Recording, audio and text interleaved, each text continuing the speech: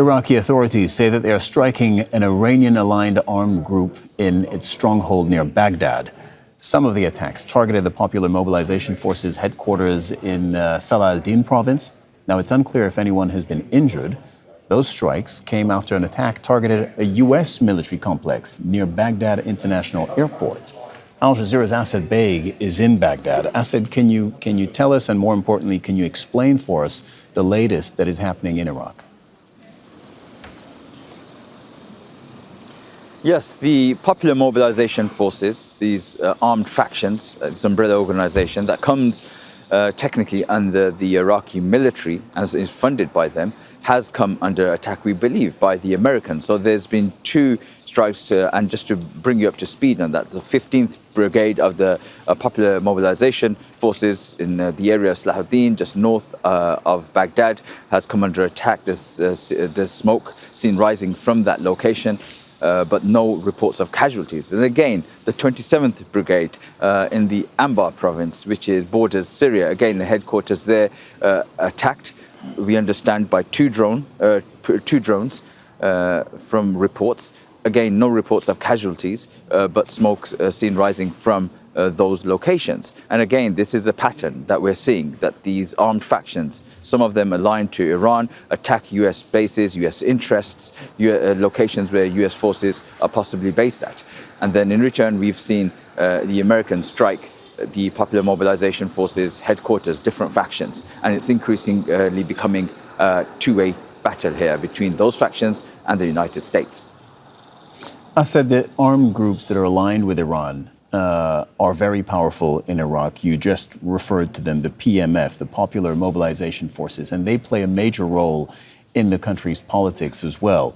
Now, all of this is one piece of the wider regional war that is playing out. But if we focus just on the Iraqi part of it, do you have any sense of where this is headed, how it feeds into the regional part of the war?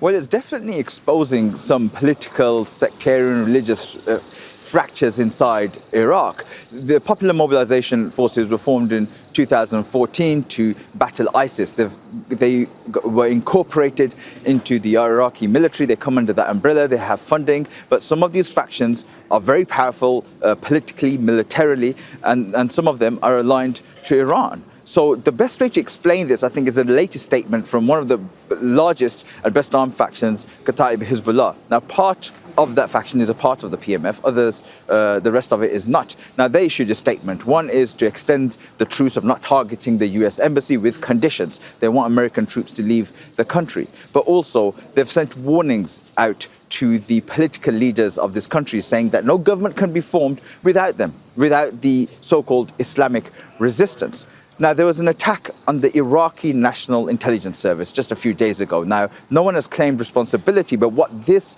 particular faction has said is very telling. It exposes some of the fractures. Remember, Iraq is a majority Shia country. Now, what this faction has said is that the Kurdish officers, intelligence officers in the Iraqi National Intelligence Service have contacts with the Israeli intelligence, Mossad and Americans. Then they said that 70% of the other sects, Sunnis and others, have contacts with the American, Jordanian and Emirati intelligence.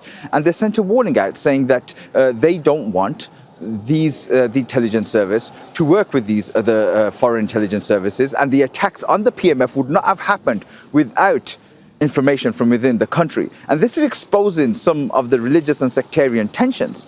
And remember that these factions also have support within the wider public here in Iraq. You can drive around Baghdad and other parts of the country and you see posters of the Iran Supreme Leader, former Supreme Leader Ayatollah Khamenei. You see posters of factional leaders.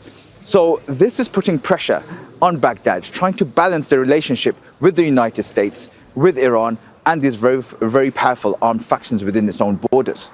Asad Beg reporting from the Iraqi capital. Thank you very much.